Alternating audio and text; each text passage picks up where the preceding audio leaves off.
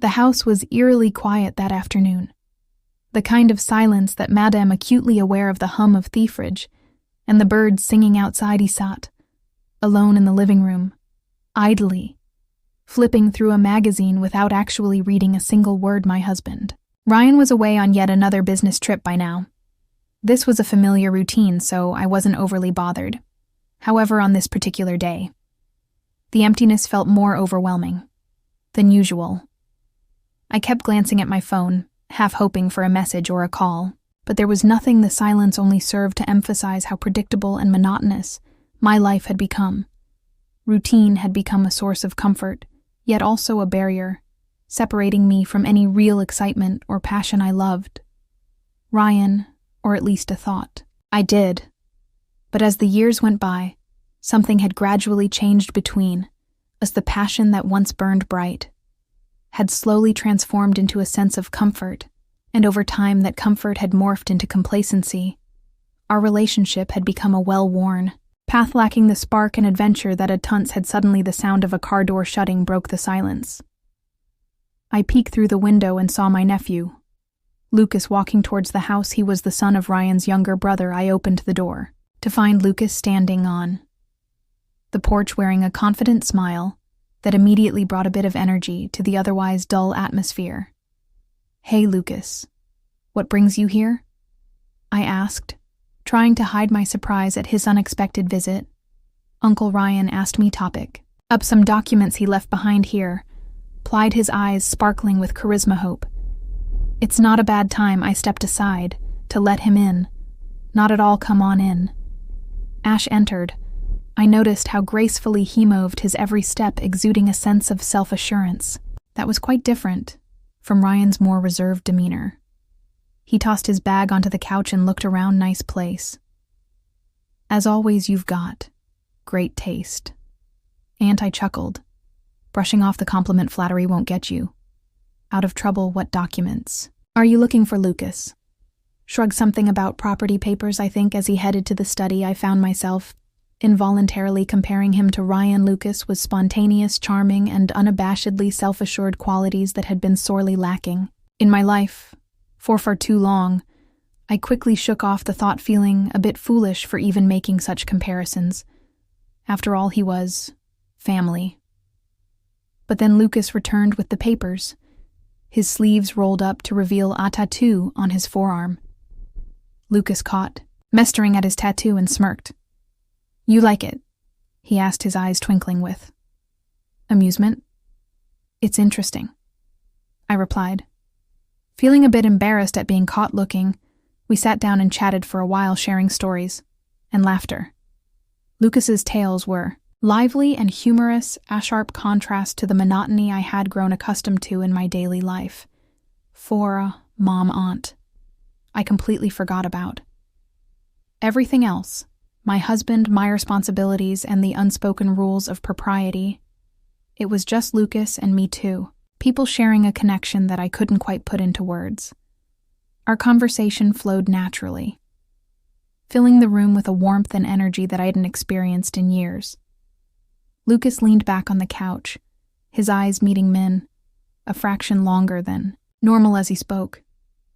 There was something about the way he listened, truly interested in every word I said, that was both disarming and almost intoxicating. At one point, Lucas reached for the glass of water on the coffee table, and our hands accidentally touched. The contact was fleeting, but it left a lingering impression in my mind. Instinctively pulled back, laughing it off, but I could feel the heat rising. "In my cheeks, are you?" Lucas asked, his voice trailing off as he studied me with an intensity that made my heart skip a beat. Lucas's tone was casual, but his eyes searched mine intently. "Of course," I said, quickly standing up to put some distance between us. "It's just warm in here. That's all." I busied myself in the kitchen trying to shake off the tension, but I could sense Lucas's presence even from across the room. When I turned back, he was standing in the doorway, leaning against the frame with an air of effortless confidence. "You seem different today," he remarked, his voice softer. Different how I tried to sound nonchalant, but I knew my voice betrayed my nervousness. Lucas's words had caught me off guard. I don't know. Maybe more, Liv, he said, and there was a sincerity in his tone that made it hard to dismiss as mere flattery. For the first time in a long time, I felt truly seen, and their realization both thrilled and frightened. Me, Lucas, you should probably go soon, I said, finally avoiding his gaze.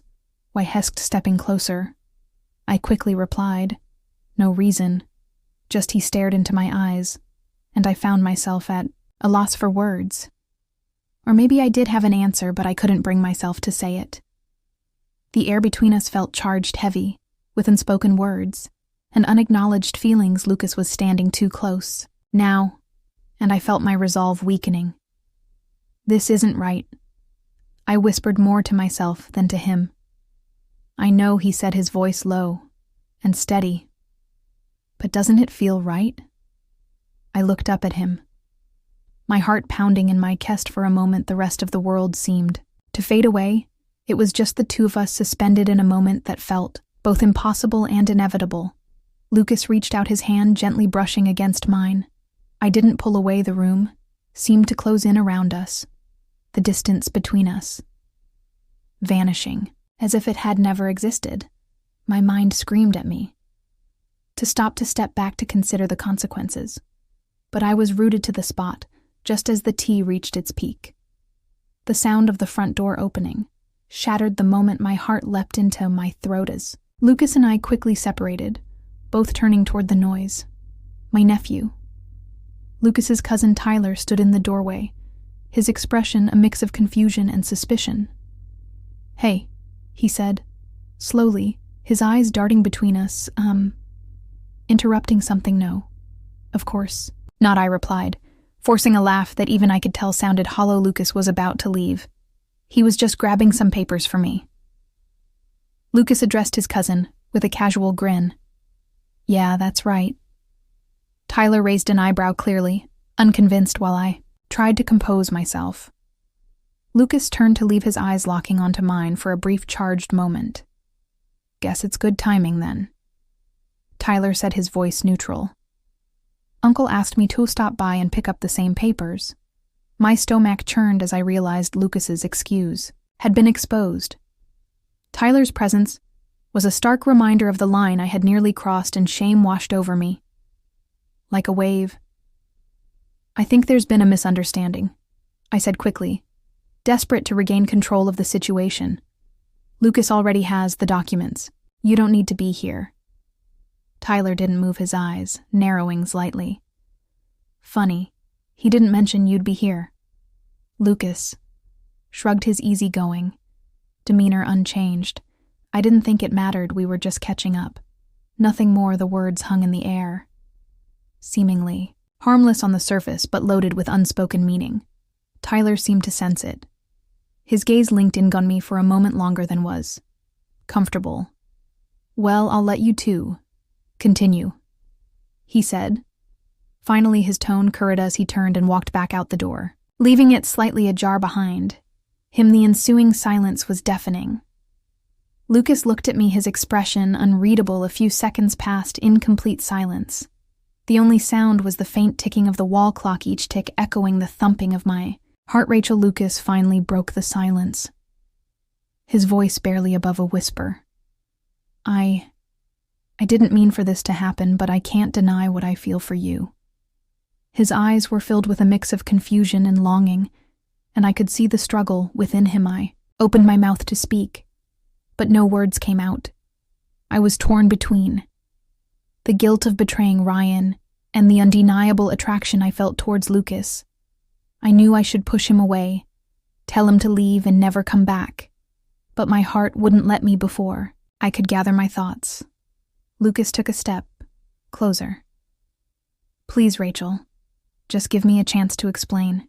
His voice was pleading, and I could feel the warmth of his breath on my face. I took a deep breath, trying to steady myself. Lucas, this is wrong. You're my nephew, and I'm married. We can't do this. But even as I said the words, I knew they were half-hearted. Lucas reached out and gently took my hand, I know it's wrong, but I can't help it. Ever since I first saw you, I felt this connection.